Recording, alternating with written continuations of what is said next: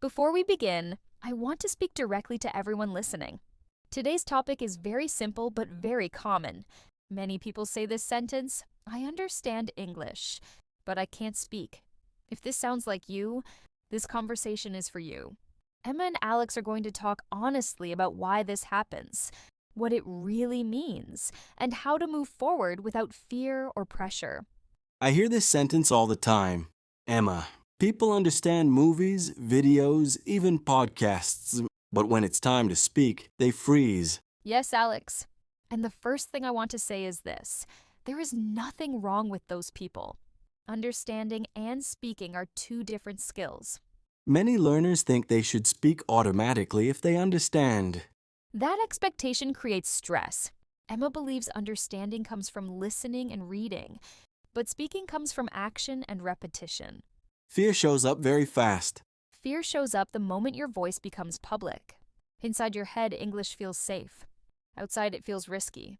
I remember knowing the answer, but staying quiet. That moment is very common. Silence feels safer than mistakes, but silence also keeps you stuck. So silence becomes a habit. Yes, and habits are powerful. If you practice silence, you become good at silence.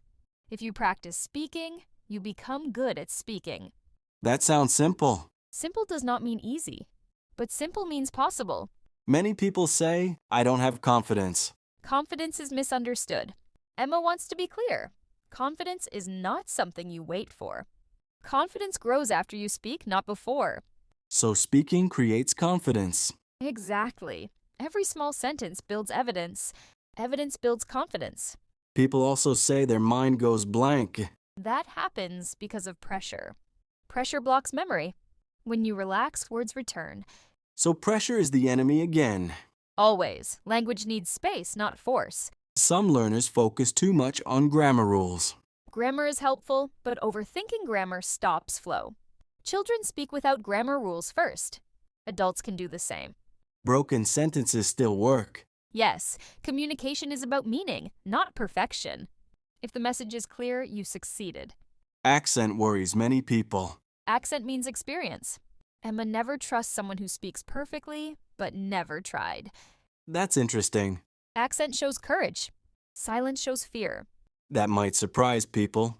Good. Growth often surprises us. People also compare their progress to others. Comparison slows learning. Your journey is yours. English is not a race. Some people say they feel stupid when speaking. Feeling stupid is temporary. Staying silent for years hurts more. Emma wants listeners to think long term. So short discomfort, long freedom. Exactly. One uncomfortable conversation is cheaper than years of regret. That's a strong way to put it. Because truth is strong. What about practicing alone? Practicing alone is powerful. Speak to yourself. Describe your day. Explain your thoughts. Your brain listens.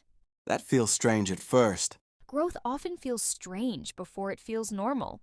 People say they forget words when speaking. Forgetting is part of learning. When you forget, your brain is working. So forgetting is not failure. Never. Forgetting means you are stretching your limits. Many learners stop after one bad experience. One bad moment should not define your story. Emma reminds listeners that one conversation does not represent your ability. That helps reframe things. Reframing changes emotions. Emotions change behavior. So mindset matters a lot. Yes, say I'm practicing instead of I'm bad. Language listens to how you talk about yourself. Words shape identity. They do. Speak kindly to yourself. You are learning. What about age? Some people think they are too old. That is a myth. Adults learn slower but deeper. Experience helps understanding. So age is not a wall. Fear is the wall. Age is just a number. How long does it take to speak comfortably? It depends on consistency, not talent. 10 minutes daily beats 2 hours once a month. That's realistic. Language grows in daily life, not in pressure moments. So the key is daily contact. Daily contact and low pressure. That's the formula. If someone is listening right now and feels stuck, Emma wants to say this clearly. If you understand English, you are already successful. Speaking is the next step, not a miracle. that gives hope. Hope matters. because hope keeps you trying. So, what is the first step? Stop saying I can't speak. Start saying, I'm learning to speak. Your brain believes what you repeat. That's powerful. And one last thing before we close. Speaking English is not about sounding smart. It's about being understood. That removes pressure. Yes, English is a bridge, not a test.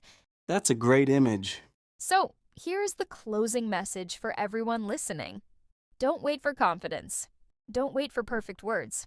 Speak now, speak simply, and let mistakes teach you. That feels encouraging. Because your voice matters, even with mistakes. Especially with mistakes. Before we really finish, Emma wants to gently remind everyone of one simple truth. Language is not something you pass or fail. It is something you live with. Every word you try, every sentence you say, even every mistake you make is part of that life. So it's not about being good or bad. Exactly. It's about being present. Speaking is not a performance. It's a practice. And practice does not need permission. That makes it feel lighter. Good, because learning should feel light enough to continue. Heavy pressure makes people stop. Light effort keeps them moving. So the goal is progress, not perfection. Always. Progress means you spoke today, even a little. And that is already enough. That's comforting. And if someone listening feels nervous right now, that's okay. Nervous means you care. Care means growth is possible. So fear is not a stop sign. No. Fear is just a sign that you are close to something new. That's a good final thought. Yes, so take your time, use simple words, and trust that your voice belongs in the conversation.